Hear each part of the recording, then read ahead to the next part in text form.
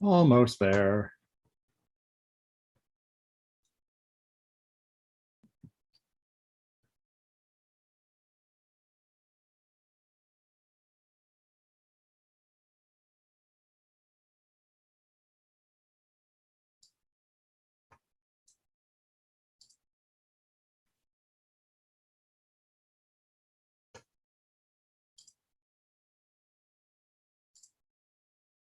All right, that looks like that's in place. We'll give a minute for people to log in. Then we will get down to our study. For those of you that want to use your own copy of the text, either on your own computer or in an actual book, you know, those wonderful paper things that I love so much, we are going to be beginning with chapter 19. And yes, I know, Pasha, we will not be looking into the 10 Commandments today. The Aseret HaDibrot is something that we've talked about before and something that gets talked about a lot. And as amazing and wonderful as they are, there are other topics that are also amazing and wonderful and deserve their time to be discussed too. So we're going to be looking at a non-10 Commandments text from Parashat Yitro. Have to make sure that you don't always go for only the A-list star. Sometimes the other people have, the other texts have a great deal to offer, even if they are in the shadow of perhaps the most amazing moment in human history. But some of those other texts help us understand why it was such an amazing moment, which is, I hope, at least something we're going to be discovering through our discussion today. All right, I think my introduction was long enough to give people a chance to log in. So why don't we go ahead and get down to our discussion? Well, I say discussion, but before we can discuss, we actually have to read. That's one of those odd requirements of Jewish study, that your opinion is wonderful when it is based upon the text and based upon study. Before that, it is usually a little incomplete, to be as diplomatic as possible. So text first, ideas come from that, and then discussion about those ideas in our civil group. So let's begin chapter 19 with a little bit of a refresher. We have left Egypt. Yay! You can see by my background the crossing of the sea, or at least the best background picture I could find to give a hint of that. And we have had a few problems, arguments over food, arguments over water. People are a little bit stroppy, not quite settled in yet. But finally, we have made it in the clear from Egypt, and we are now in the Sinai Peninsula. And indeed, we are coming up on what is famously called Mount Sinai. So let's go ahead and begin with the text there in chapter 19. On the third new moon, after the Israelites had gone forth from the land of Egypt, on that very day, they entered the wilderness of Sinai. Having journeyed from Rephidim, they entered the wilderness of Sinai and encamped in the wilderness. Israel encamped there in front of the mountain. By the way, I really do appreciate the JPS translation of the word midbar as wilderness. The classic translation of desert is based upon the older English understanding of it being deserted, meaning not normally a place for human habitation. But it gives everybody the impression that the Sinai is full of rolling sand dunes. It is not, but it is a place that is not normally where many people would live.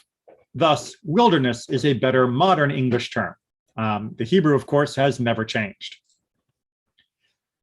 And Moses went up to God. The Lord called to him from the mountain, saying, "Thus shall you say to the house of Jacob, and declare to the children of Israel, you have seen what I did to the Egyptians, how I bore you on eagle's wings and brought you to me. Now, if you will faithfully obey me faithfully and keep my covenant, you shall be my treasured possession among all the peoples. Indeed, all the earth is mine, but you shall be to me a kingdom of priests and a holy nation. These are the words that you shall speak to the children of Israel." All right, this is an incredibly moving and stirring speech, one that also has a great deal of depth going into it, which is what we're going to spend the bulk of our discussion on. but just a quick synopsis to make sure that we hear all of the pieces. This is a message that God is giving Moses to declare to the Israelites. And it begins with a reminder of what's already been done so far, meaning the attack against the plagues, the attack and the plagues against the Egyptians. And it is also a reminder how we left on eagle's wings and how we have now been brought to this place to encounter God. 3 very important steps in our relationship with God. The liberation from Egypt, the deliverance up to this point, and the point of the deliverance being brought to God. And then we get to verse 5, where we get an interesting conditional phrase. If you will obey and keep my covenant, you shall be my treasured possession, what's known as a sigula. Now, sigula, we're going to spend a lot of time trying to unpack what that word means, but we're going to stick with the word treasure at the moment because it does fit the range of meanings, I think, most conveniently in English. And then we get this unusual coda to the end. You shall be my treasured possession among all the peoples, or from all the nations, or from all the peoples, or more than all the people. We're going to wrestle with this little mem at the beginning here, because it can mean different things in different sentences. Just like in English, prepositions are very flexible little helpers. And as such, they usually do more than one job, and you have to figure out which job they're doing at the moment. And likewise, that second clause at the very end, indeed, key, for me, the earth is the whole earth. Does this mean because, or does this mean even so, or even though, or what? This is another grammatical phrase that is a little bit awkward. Usually key means because, but that is not the only meaning, and it's not the only meaning that lends itself to this.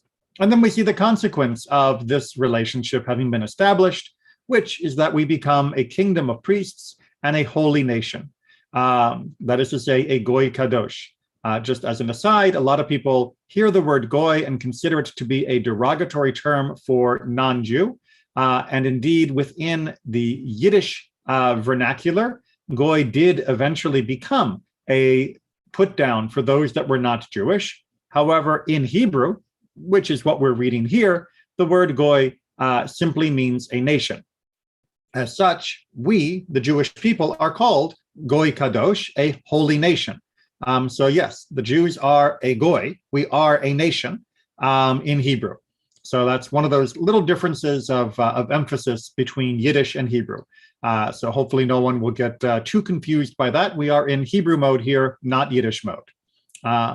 And then we have this other idea that we will be a kingdom of Kohanim, a kingdom of priests, which seems a little strange as well, since we know that we are going to get specific Kohanim eventually. This is we, the reader, who have already read through the book a few times. We know that we are not going to all act as the official children of Aaron, the Kohanim of Aaron. And so what can this word mean in this context? And then a bookend that, indeed, this is what you should say to the children of Israel. All right, any questions or comments on this before we get a bit of the reaction and then get to our commentary? Okay, so reaction. Let's get the page leveled up. Moses came and summoned the elders of the people and put before them all that the Lord had commanded him. All the people answered as one, saying, all that the Lord has spoken, we will do. And Moses brought back the people's words to the Lord. Right, so we have this acceptance of this proposition. The blank check, if you will, has been laid out in front of them. You follow my commands, and you will be this segula, this treasure, and a nation of priests and a holy nation. And the people say, we'll do it, right? Na'aseh, right? We will do it. And that then kicks off the preparations and the eventual giving of the Ten Commandments, which, as I said, is not going to be our focus for today. So with their acceptance, we are probably left wondering, what did they think they were accepting? What did they think would be their responsibilities? What did they think would be God's responsibilities? Because after all, this is a conditional relationship. That is the point of having that wonderful word im, a wonderful word if, embedded in the core of this proposition, that there needs to be a hearkening to and an obedience, a listening, in fact. Just like in English, the word shema can be used to mean both listen to, just like auditory hearing, and it can mean to hearken to, meaning to obey what you have heard. And here we are being told to obey, to hearken to God's voice, and to guard and to keep God's covenant. But we have not been given much information about precisely what will be in that covenant. Yes, we have received a few mitzvot so far, the mitzvah of the months, the mitzvah of Pesach, the mitzvah of how to keep Shabbat a little bit with regards to the man, but we haven't gotten a whole lot of information yet about what's going to be in this covenant that we will be hearkening to.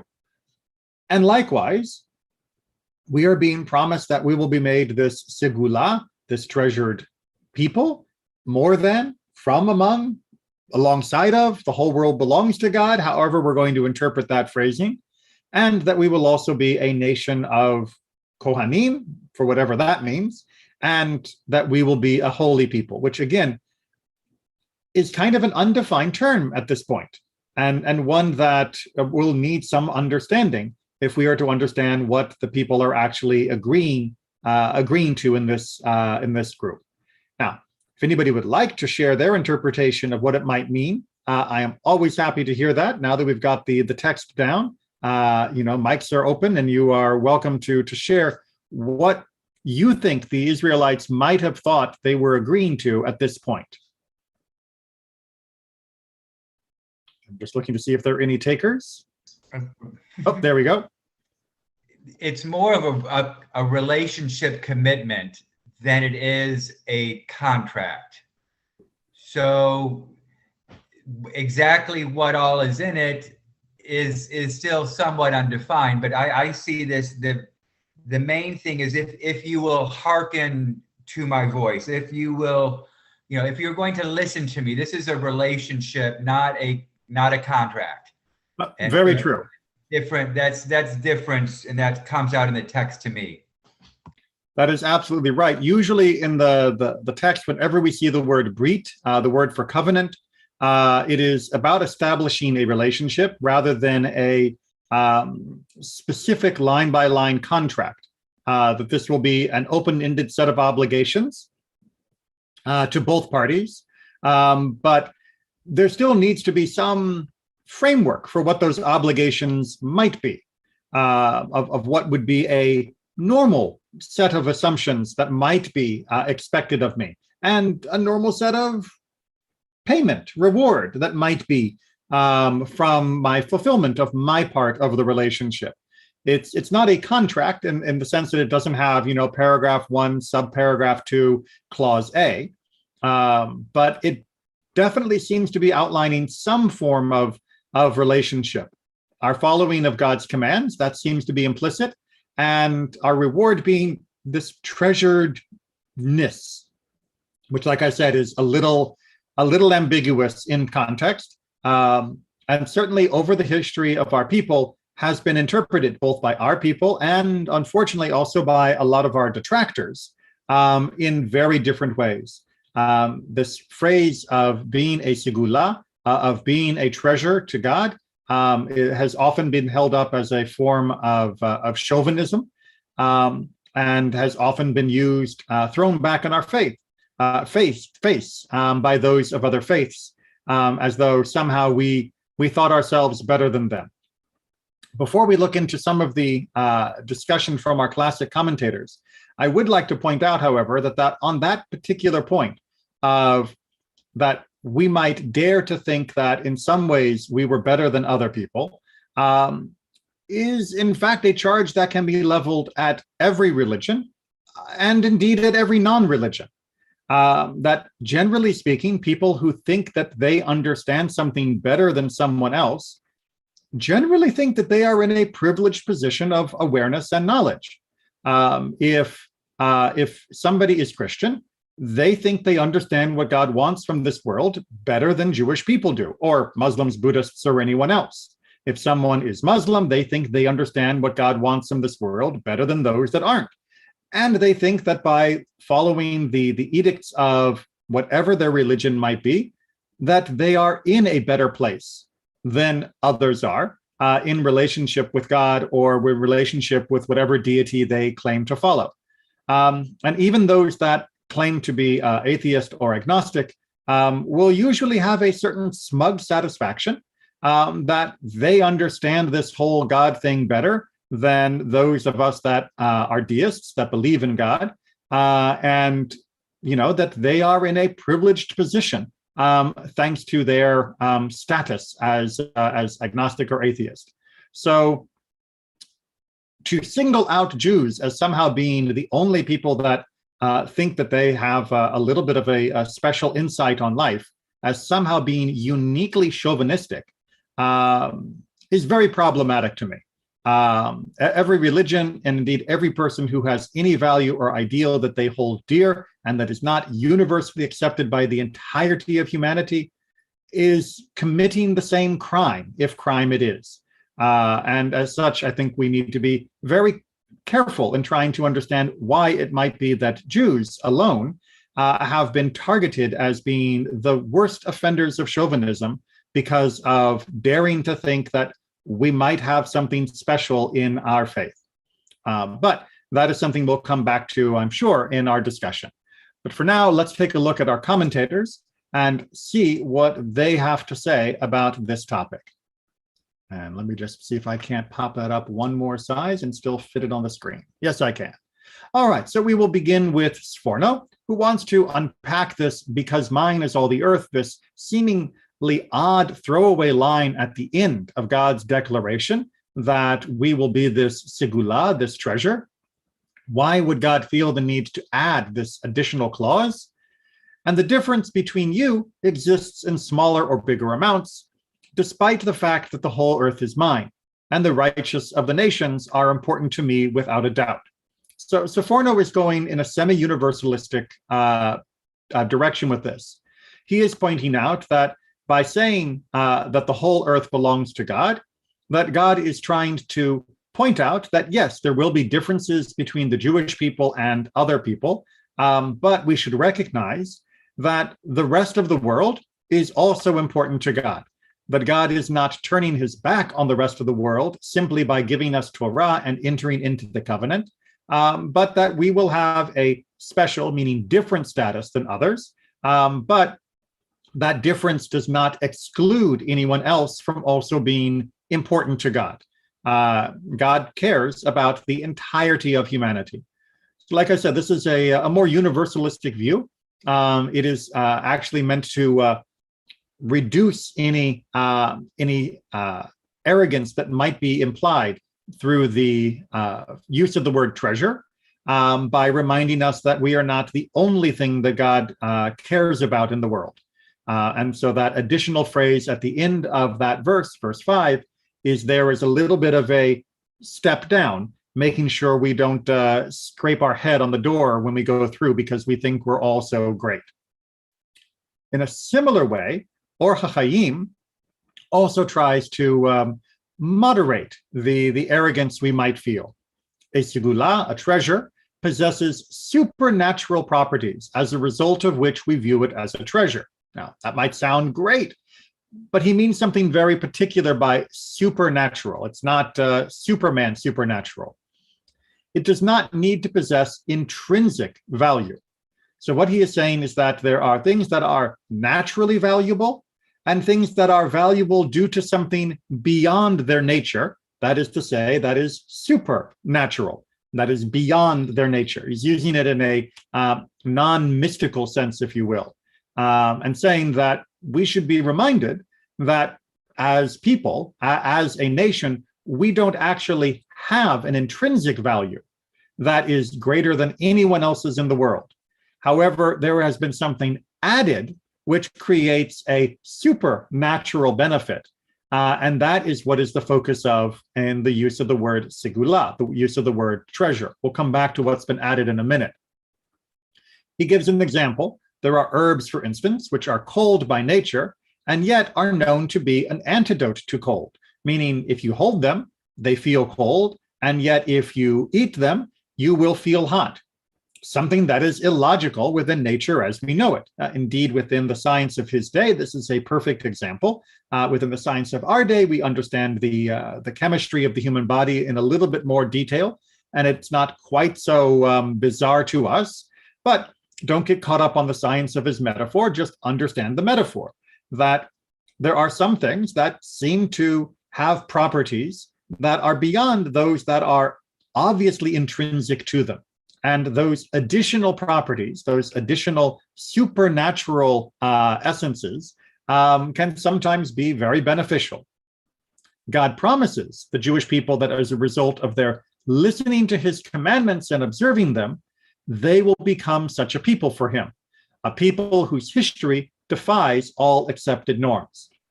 So Or HaChaim is saying that indeed something special has been added that goes beyond the intrinsic value of the Jewish people, which is no more or less valuable than that of any other nation.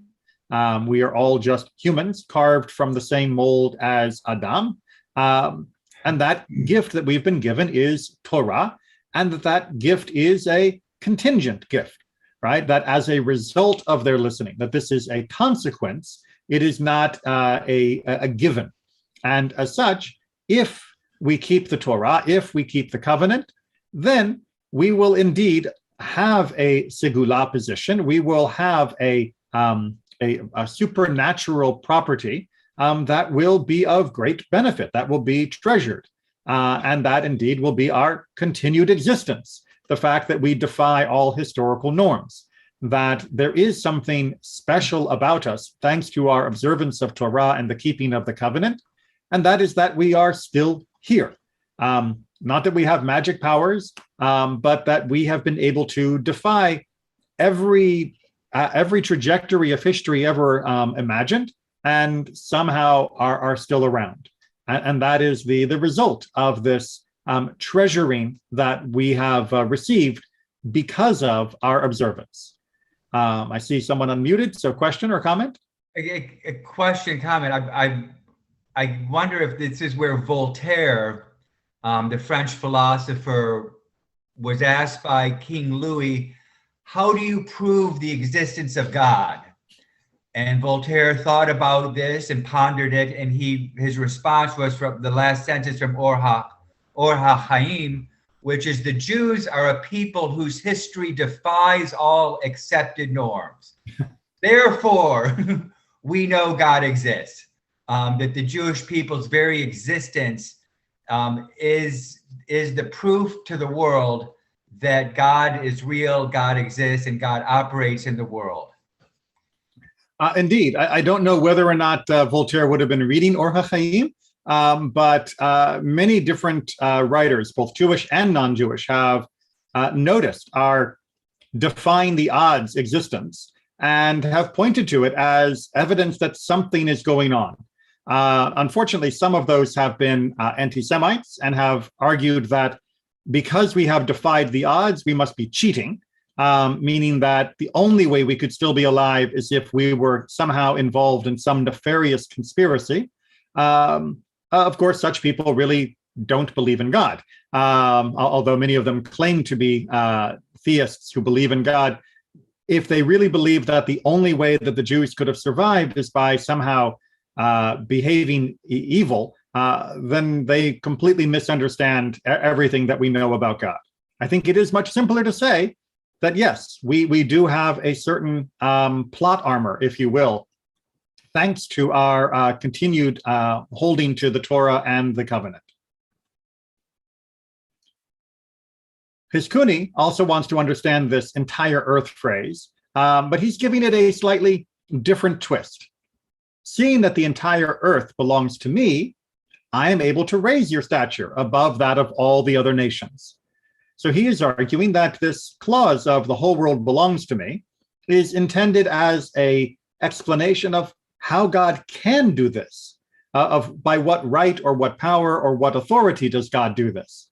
And the word ki in this verse is to be understood as meaning in spite of rather than because of, just as it means in Genesis 48:14, where it says, ki, Menashe is the firstborn. Menashe and Ephraim are famously flipped in the blessing that Jacob gives them as as his grandchildren.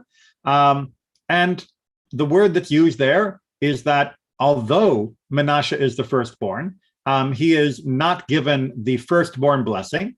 And that would only make sense if we understood the word ki as being in spite of, or although, as this translation puts it, rather than because of. So indeed, that word ki is a little slippery. And Chizkuni makes a good argument that what God is trying to say is, I will make you this treasure beyond the other nations, in spite of the fact that the whole world is mine. Meaning that, yes, I recognize the whole world is mine, and yes, the whole world is special. Despite that, you will have a privileged position, a position which will be a nation of priests and a holy nation.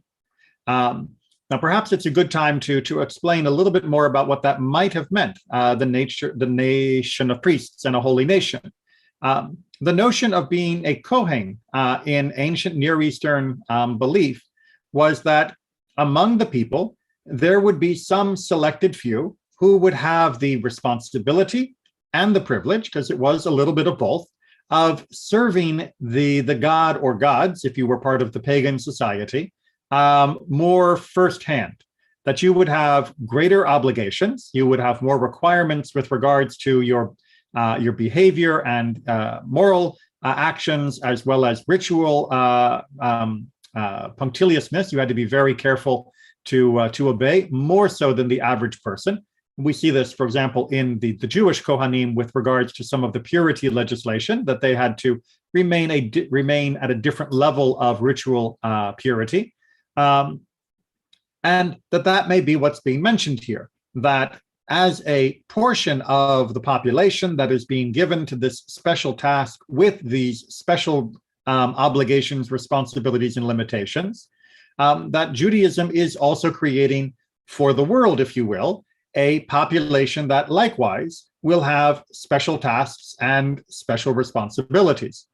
We can call that privilege if you like, if you are particularly envious of serving as a priest, or you can call that being stuck with a pretty rough job, since being a priest often severely limited many of your other options. And indeed, the expectations for those that are keeping the covenant as Jews is higher than the expectation for those that are keeping a relationship with God that are not Jews. So whether you consider this to be privileged or not may depend upon whether or not you feel that the additional obligations and standards that must be kept from the rest of the Torah are not significant enough to say that the privileges that come, continuing to exist as a nation after 3,000 years, is, that would be a good trade-off. Not a lot of individuals might take that deal. A lot of people look after themselves first rather than the continuation of their nation. But that would be the argument at that point. Now, Rabbeinu Bachya, again, wants to help us understand this word segula, this word treasure, in a little bit more depth. Any treasure which is hidden is called segula. So his argument is that a segula is a particular type of treasure. It's not just anything that's special, it's something that is special and locked away. It is the kind of treasure which is most dear and beloved to a king, and something which he constantly keeps under his personal control. They are matters which the king does not entrust even to his closest ministers or officials, as we see from Ecclesiastes Kohelet 2:8, which speaks of such a situation and the treasure of kings and the provinces. And indeed, the term treasure there is the same word, segula, or segulot in the plural. So what Rabbeinu Bachya is trying to say is that There are treasures and there are treasures.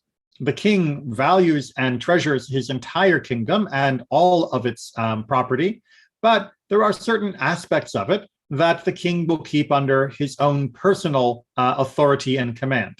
Perhaps the king is the sole arbiter of justice within his capital city, but he will delegate justice to the surrounding cities, to other judges or ministers.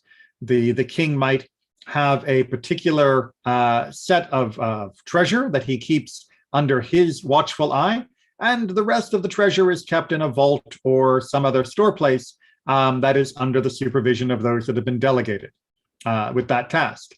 And the reason God said more than all other nations, he goes on to say in our verse, is to contrast the other nations whose entire fate is being monitored by God's agents rather than by God himself, with the Jewish people whose fate is monitored by God himself, which we can see a similar expression in Deuteronomy 4:19, where God talks about allocating other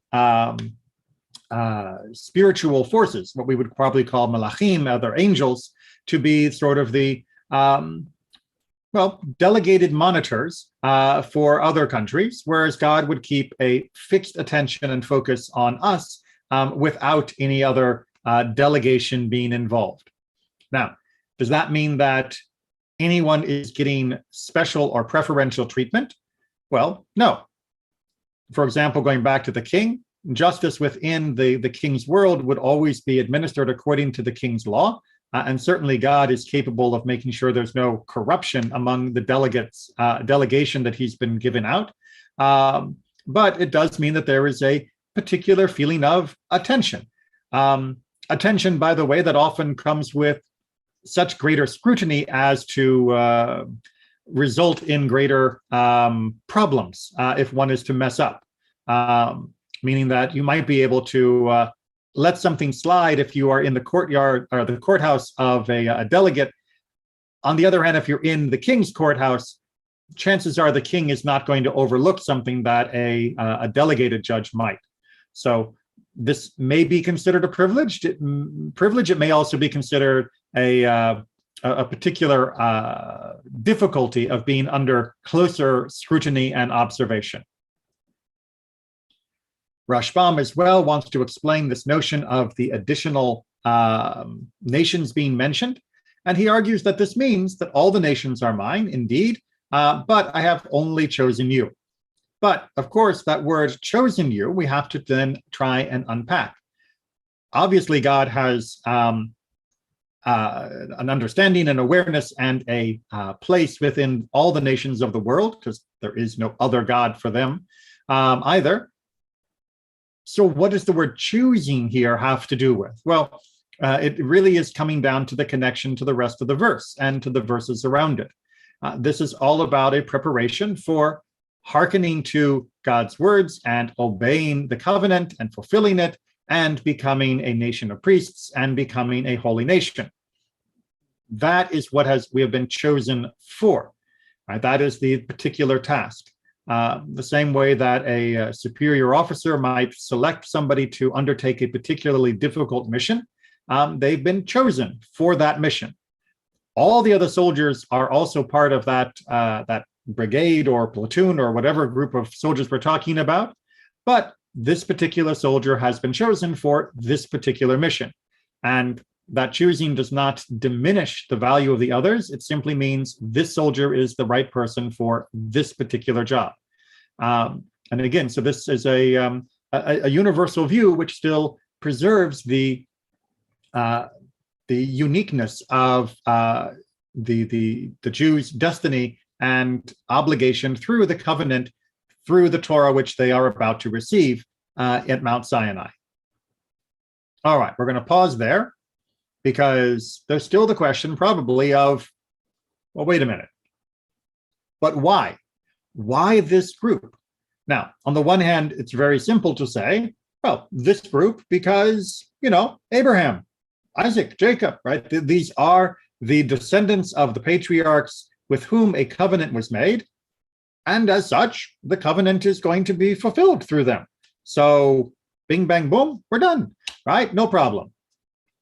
On the other hand, we've now seen over the last few chapters some difficulties with this particular group that may make them slightly less worthy of the covenant and this relationship that is being extended.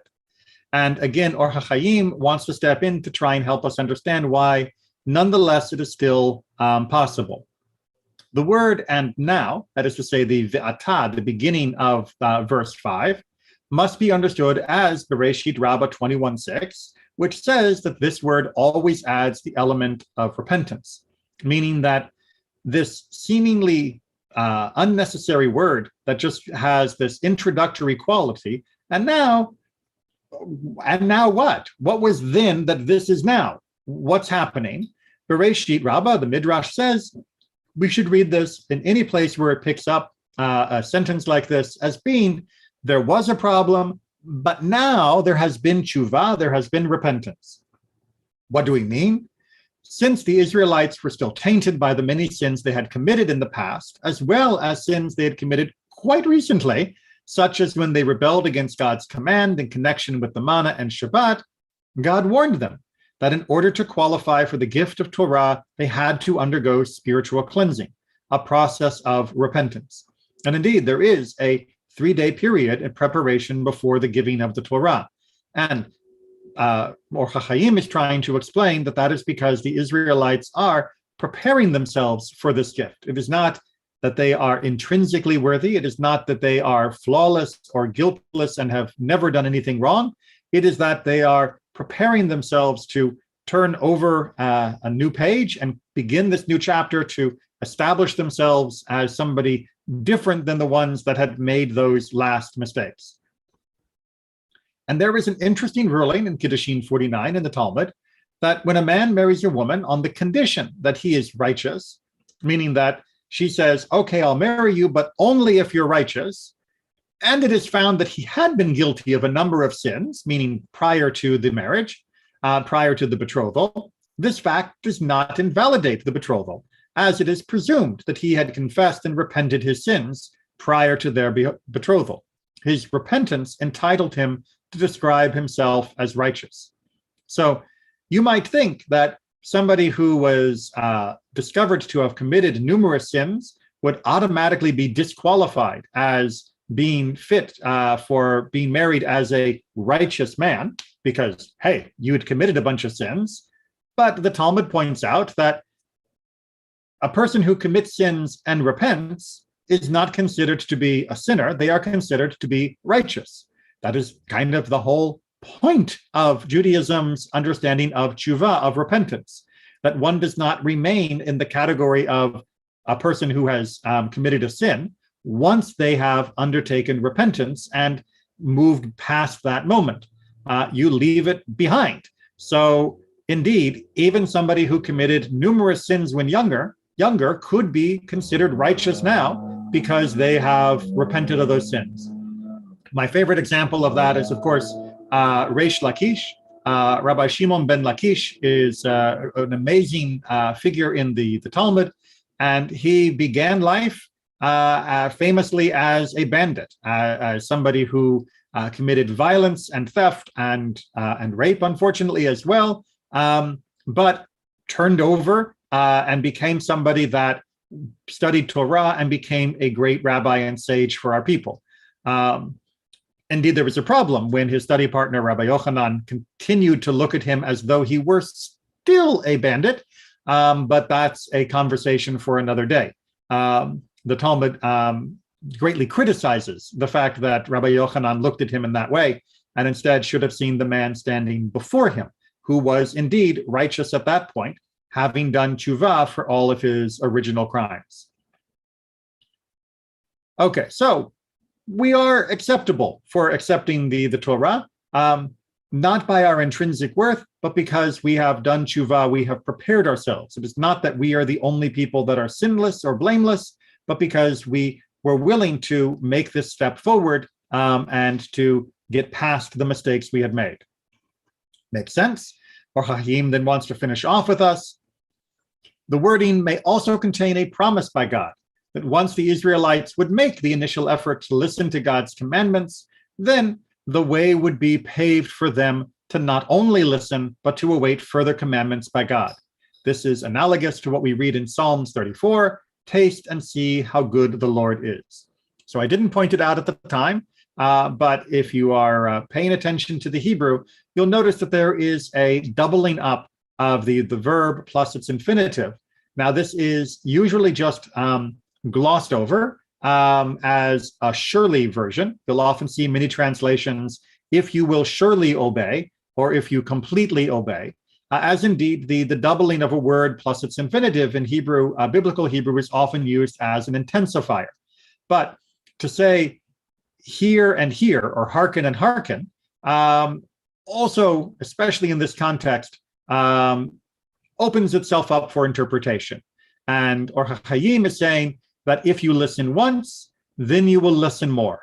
Meaning that once you start listening, once you start hearing and obeying what I'm asking you to do, then you will be able to hear, to understand, and to fulfill other commandments as well. That there is a feedback loop, a self-perpetuating cycle, that the more one engages with God and Torah, the more one will want to do the Torah and live as God has instructed. And with that as our segue, we're going to finish off with a couple of passages from a more modern source. So this is from Rabbi Eliezer Berkowitz, who lived in the 20th century. And he was a little bit more of a, I guess we would call an existentialist in the modern world. And he was trying to help us understand this relationship between us and God and what was going on. So these are just two quotes from his work.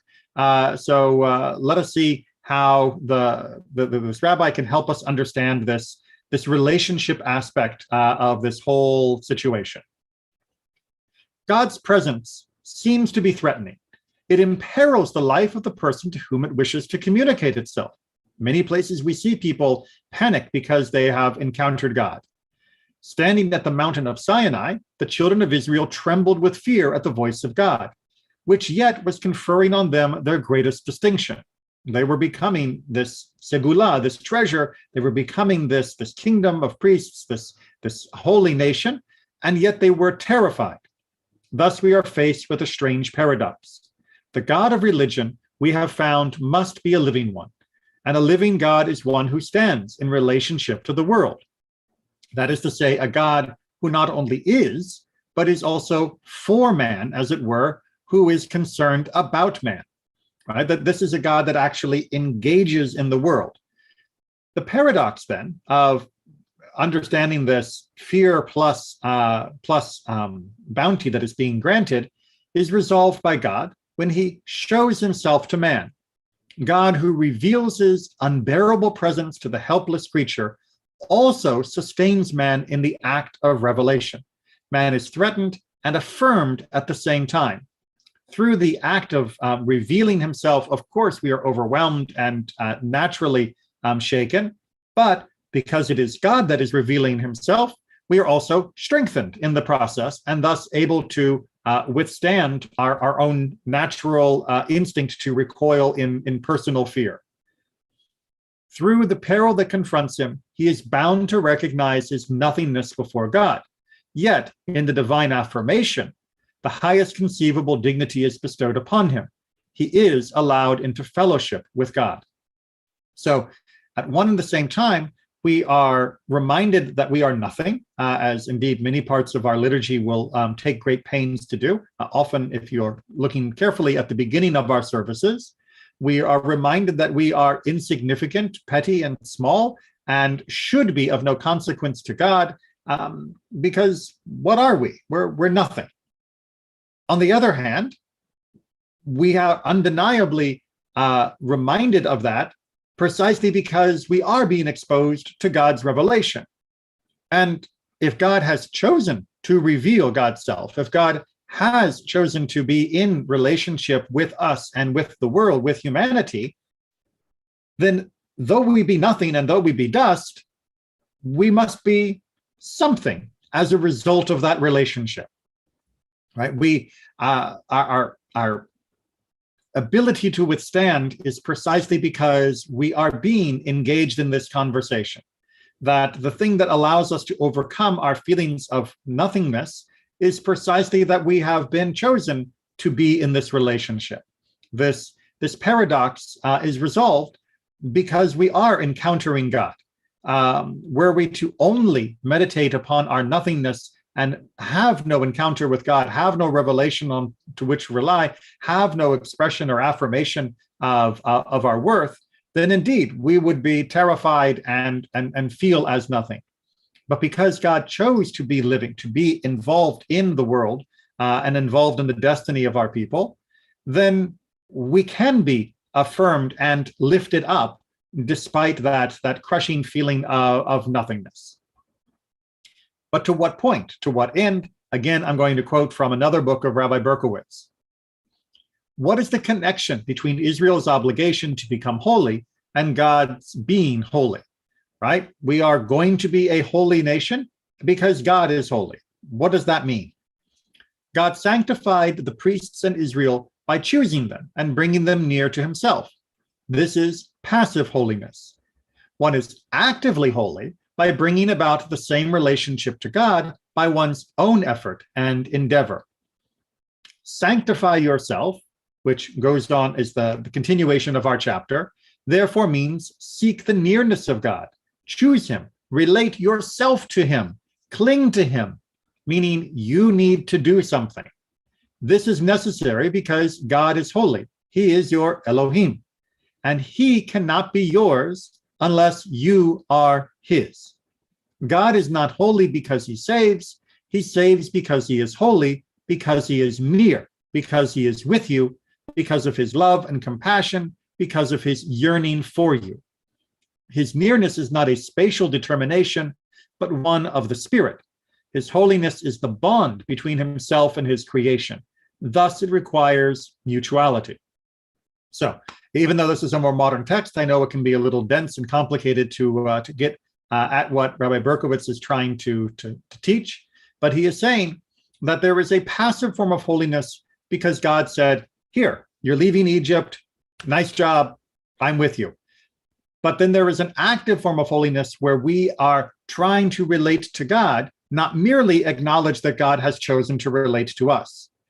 Now, God's choosing to relate to us does indeed inspire us, as we saw in his previous text, but ultimately it comes down to us equally willing to close that distance, to have the response back to God.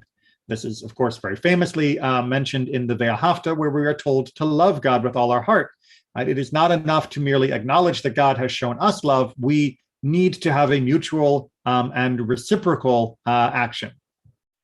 But how does that work? How does man sanctify himself? How does he choose God and move close to him?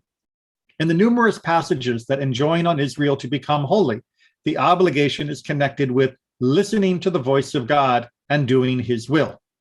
Nor is this limited to any specific aspect of the law, the ritual or the sacrificial. Israel sanctifies itself by striving to fulfill God's will in all matters in which it has been revealed, or it may be ascertained. The characteristic passage, supported by all the other related passages, is, this should look familiar, now therefore, if you will hearken to my voice indeed, and keep my covenant, then you shall be mine, own treasured from among all peoples, for the earth is mine, and you shall be unto me a kingdom of priests and a holy nation. So he's pointing to this verse as sort of the proof text for this idea, that it is precisely in the keeping of the mitzvot, of showing our willingness to do what God has asked, that we become holy. That is the active form of holiness. That is the active form of reciprocating God's relationship to us. That is where we move from passive to active. And as he points out, this idea should be understood in its twofold relevance. Holiness is not the child of faith. One can have faith in a God who is far removed, who is hiding his face. Faith in itself is not relation to God. It is essentially one-sided. The strength of faith is believing in God, even though he is hiding his face, even though he seems to be silent and indifferent to man's personal destiny. Faith is not mutuality.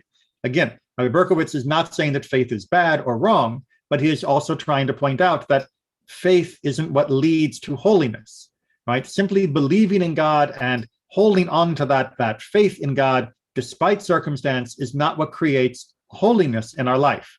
And faith is not the reciprocal form of God's relationship to us. That is to say, faith does not fulfill that mutuality that he talked about earlier.